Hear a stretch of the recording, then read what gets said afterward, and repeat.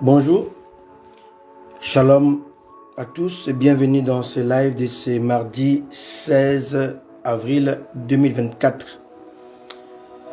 Je vous souhaite la bienvenue dans ce live et je vous demande si vous pouvez le partager aussi afin qu'il puisse bénir au moins une personne.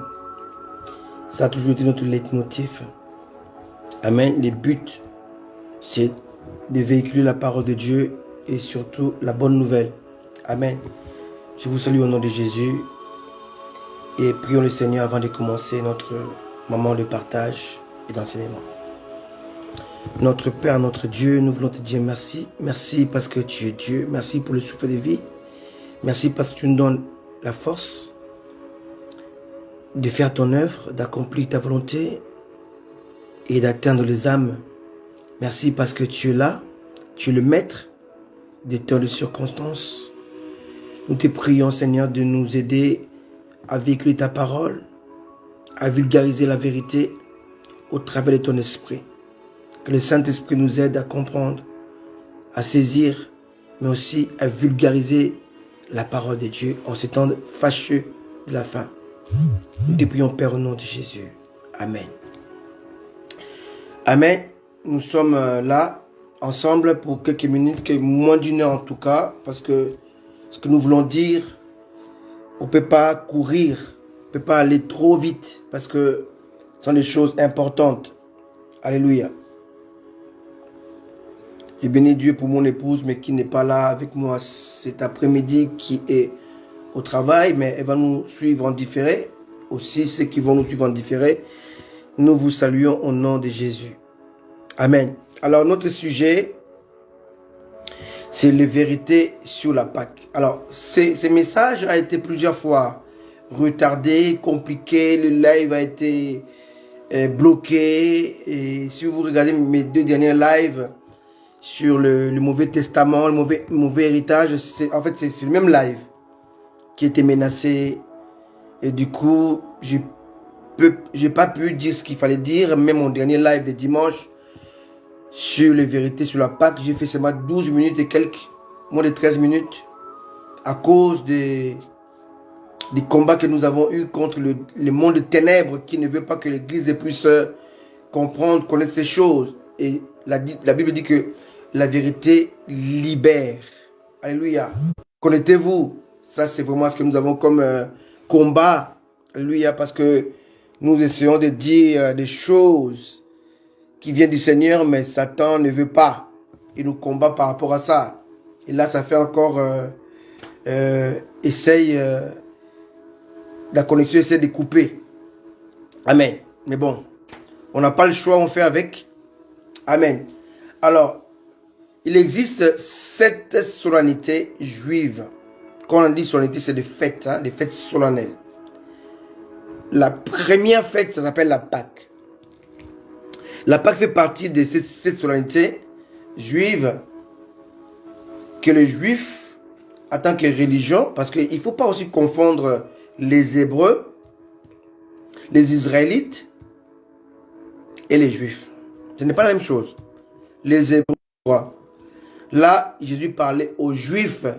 Or, ceux qui étaient esclaves en Égypte, c'était des Hébreux. Alléluia. C'est la même lignée, mais ce n'est pas la même époque. Alléluia. Le judaïsme ou les juifs, ce sont des religieux, la religion juive, qu'on appelle le judaïsme. C'est différent des Hébreux qui étaient en Égypte, même si c'est la même lignée. Alléluia. Les Israélites, c'est une nationalité. Donc il y a des Israélites qui ont pour religion arabe, qui ont pour religion musulmane. Donc il y a des Israélites qui sont musulmans, catholiques, d'autres aussi juifs. Les problèmes des chrétiens aujourd'hui, mettez des j'aime s'il vous plaît, parce que là vraiment, je ne sais pas si vraiment un jour, si Dieu le permet, que je puisse faire ce live comme il faut, parce que il est menacé. Mais en fait, Satan, tu es vaincu, parce que si tu continues à faire ça, je vais écrire cela. Je vais mettre ça sur mon mur. Je vais aller mettre ça sur les TikTok partout. Je vais écrire ça parce que j'ai ça en moi. C'est dans ma tête. C'est dans mon esprit. Et ça finira par de dire ces choses. C'est qu'il y a un but. Satan veut maintenir les gens dans l'esclavage, comme je prêchais il y a au moins 15 jours. Je disais que le problème des chrétiens aujourd'hui, c'est qu'ils fonctionnent avec un mauvais témoignage et un mauvais héritage. Ça a commencé depuis l'apôtre Paul. Lorsque Paul est devenu chrétien, il est devenu une circoncision. Paul a trouvé que les Pierre croyaient qu'on pouvait être chrétien et pour être un vrai chrétien, il faut être circoncis. Alors ce n'était pas le cas. Et Paul a fait ce que je fais. Hein. Il s'est battu. Et voilà. Et à la fin, ils ont eu raison. Bref. Alors, les problèmes de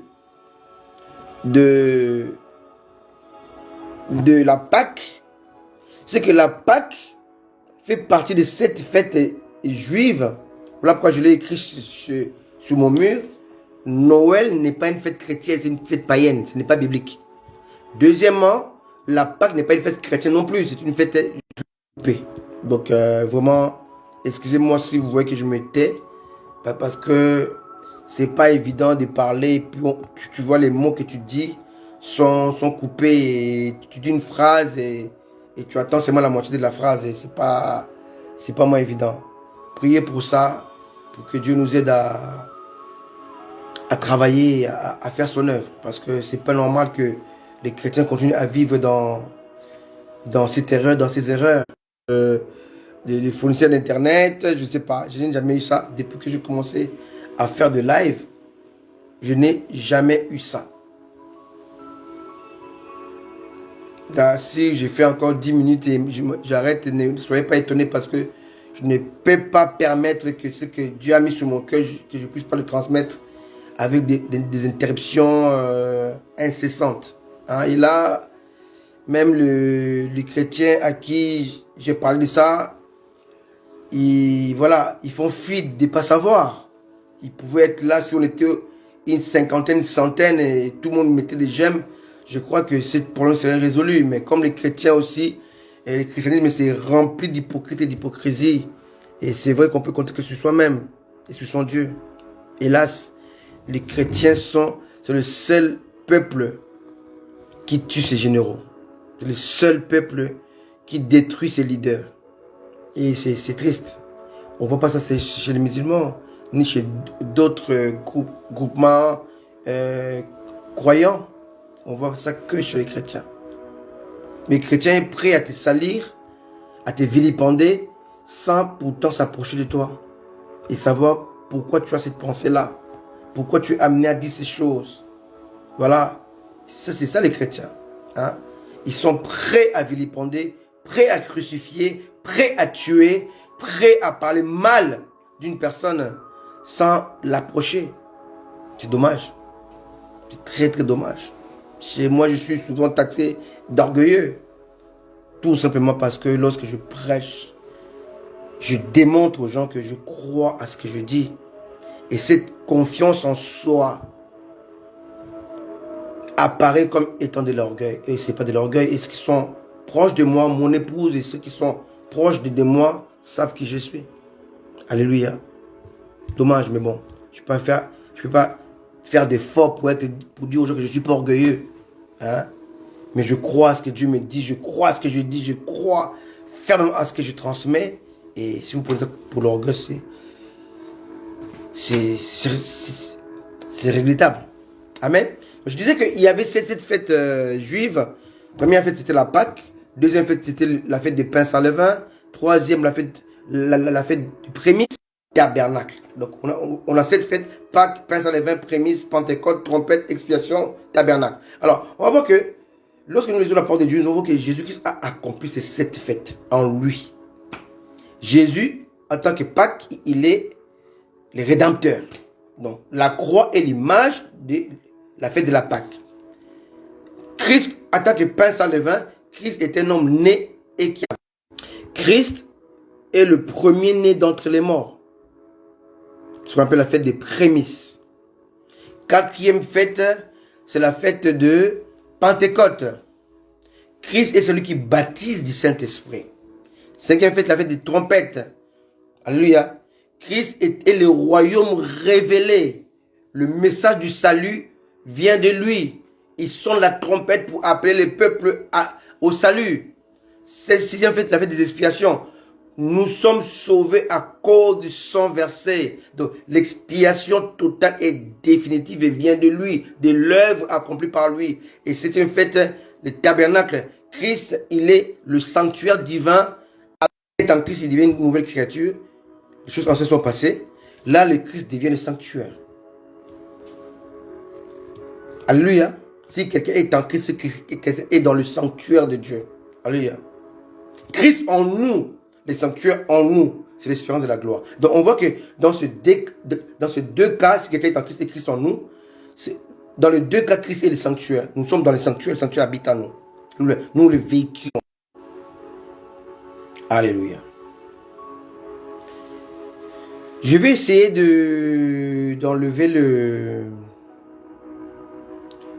le Wi-Fi de la maison pour voir si je ne peux pas travailler avec le Wi-Fi de mon portable. Si ça va marcher, tant mieux. Si ça ne marche pas, je serai obligé d'arrêter encore le live parce que c'est impossible. On va essayer. Oui, je sais, apôtre Marcel. C'est pour ça que je ne peux pas commencer le message. Depuis, ça va faire la troisième tentative que ces messages sur les vérités sur la Pâque, je n'arrive pas à le faire. Motivé pour nous aider, être là, nombreux, avec des j'aime, que nous puissions travailler. Voilà. Ça m'est jamais arrivé dans mes lives. C'est la première fois. Ça fait 3 lives maintenant que j'essaie de faire. Que je n'arrive pas à le faire. Voilà. Hein? Ils ne veulent pas comprendre qu'il faut se battre ensemble pour comprendre des choses, connaître des choses. C'est ce que j'essaie de dire. J'essaie de le dire à l'apôtre Marcel qui est présent là. Et ce sont des choses vraiment très, très importantes pour la foi chrétienne. Mais bon, que voulez-vous que je vous dise? Révisionner le live de dimanche, c'est juste impossible.